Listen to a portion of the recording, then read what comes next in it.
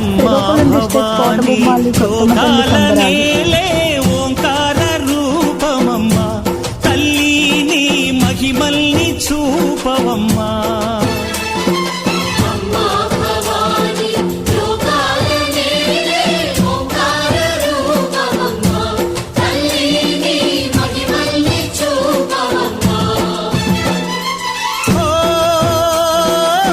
సృష్టికే దీపమా శక్తికే మూలమా సింహరథమే నీదమ్మా అమ్మ దుర్గమ్మ భక్తులను దీవించుమా